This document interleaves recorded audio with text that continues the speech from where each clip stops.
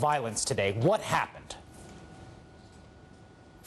Well, over the course of the last several weeks, since the removal of President Mohamed Morsi from power, his supporters have formed an umbrella organization called the Anti-Coup Coalition, made up mostly of the Muslim Brotherhood supporters and other Islamist parties, but one that has widened its base over the course of the last several weeks. Well, over the course of those weeks, they have staged two massive sit-ins, one in a northern part of the city of Cairo and the other one on the western part of the city. And those two encampments really had become sore points for the government. They had blocked down major parts of Cairo, but more importantly, the government felt that they had become a threat to national security and disrupted the public peace, and more importantly, that they were being used to rally crowds to more marches and incitement. So the government had been threatening for the past several days that it was going to go in with force if necessary to try to break up these protests, since the Muslim Brotherhood and their supporters refused to negotiate or refused to find a peaceful way to end these sit-in demonstrations. And that's what led to the clashes unfolding this morning. Now, over the actual logistical part of it, the police moved into these demonstrations. They say they came under attack. They were acting in self-defense. But obviously, as you heard from our reporting, our witnesses and others are giving a very different narrative, saying that they were engaged in peaceful protests early hours this morning when they came under attack involving live ammunition and tear gas at the hands of the Egyptian security forces. The sheer numbers we are seeing, to take off on that last point, it's being described obviously by those protesters as a massacre. The numbers of fatalities, 257, a staggering number. There are 43 fatalities of the security forces, but we have reports of, for instance, the 17-year-old daughter of one of the leaders of the Muslim Brotherhood who has been killed. It does read, sitting here across the ocean watching this, like it is something like a massacre.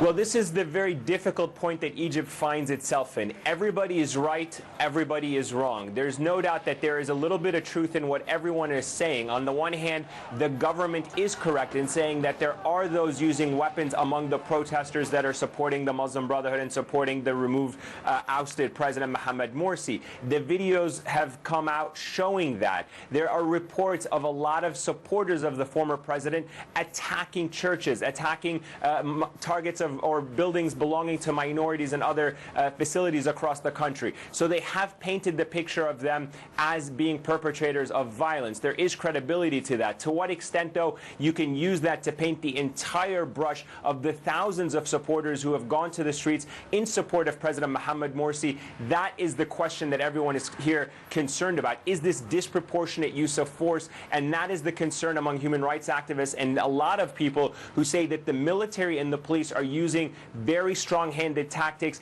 in what is by far and large a peaceful demonstration. And we've been to that square. We've been to several squares. We've seen for ourselves. There are women, there are children. The large part of these demonstrations have been mostly peaceful. And that is why, from their perspective, they are saying that this is a massacre. The police came in here with strong tactics. They did not do any of the things that people here were expecting them to do. And that includes besieging the square, perhaps firing water cannons to try to dispel them. There were reports that the police were saying that they warned the protesters to leave the square this morning, but none of that has been substantiated by the actual protesters. In fact, the exact opposite. They say the police moved in with very strong tactics, firing live ammunition, firing tear gas, and essentially blockaded all four sides of the square, making it nearly impossible for the people to get out. And those are people that included, as you mentioned, the 17-year-old daughter of one of the leaders of the Muslim Brotherhood, but several other women and minors as well, Chris. NBC News foreign correspondent Ayman Mohyeldin, thank you so much. Joining me now on the phone from Cairo is Sharif Kouddous, correspondent for Democracy Now! And a fellow at the Nation Institute. Sharif, you've been tweeting out remarkable pictures today. What did you see today? Well, Chris, today was really scenes of chaos and bloodshed, and certainly the most violent episode that I've witnessed as a reporter here for the past 2.5 years covering this revolution. There was the crackle of machine gun fire echoing throughout Nasser City, the northeastern neighborhood in Cairo where the Rabaa sit-in was. There was tear gas filling the air mixed with the black smoke of tires burning that were set alight by the protesters. And just to get into the encampment while this this raid was going on, you had to make this perilous run across a road that was exposed to sniper fire. One man was shot in the head next to me as we ran with what looked to be birdshot pellets.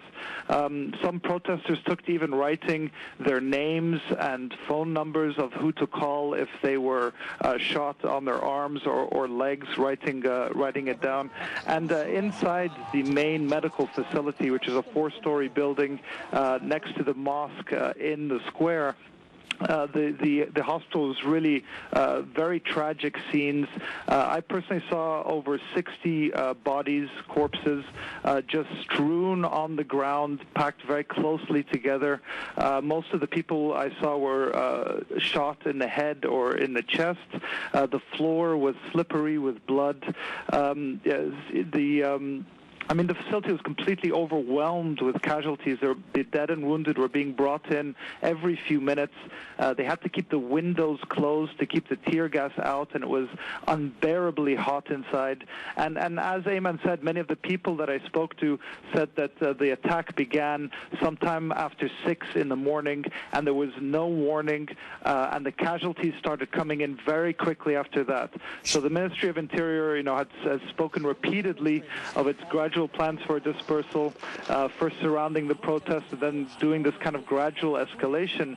But it seems that they just came in very hard, and ambulances did not have access to the medical facility in Rabaa, and many people who may have been rescued, who were critically wounded, did not have access to proper medical care. Sharif, so can I ask you a very violent and tragic scene today. Can I ask you how this reverberates from here on out? There is a country that it seems like is increasingly polarized between different camps. There was, it seemed, mass celebration of the military's takeover from the Muslim Brotherhood just a little more than a month ago.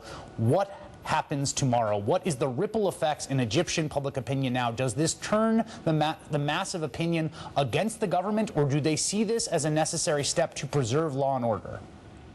Well, it's very difficult to say, Chris. What we do know is that the country is extremely polarized, more so than it has been at any other time since Mubarak's ouster. And those who are opponents of Morsi, the vast majority of them, I think, supported this kind of crackdown. We heard very shrill media coverage painting all of the Muslim Brotherhood and all of the Morsi protesters as terrorists and labeling this as a war on terror. We heard the National Salvation Front, which is the main umbrella opposition group, praising the police for today's actions, as well as the cabinet doing so. Much of the business and traditional elite, along, of course, with the security establishment, defending the use of this force. So it's very difficult to say where the country's going when you have thousands, if not millions, of people who feel disenfranchised, cut out completely from the political process, and who may be driven even further to take violent reprisal. And we've seen attacks on at least 23 churches around the country. In Sohag, one church was burnt to the ground. And so, this does not bode well for the future, and it also opens the door for a more firmer, authoritarian, regressive political order with the police and the military re-empowered. Sharif Abdel Kouddous with remarkable reporting from Egypt. Thank you so much. Thank you, Chris. The stop and frisk election, how it's turned politics.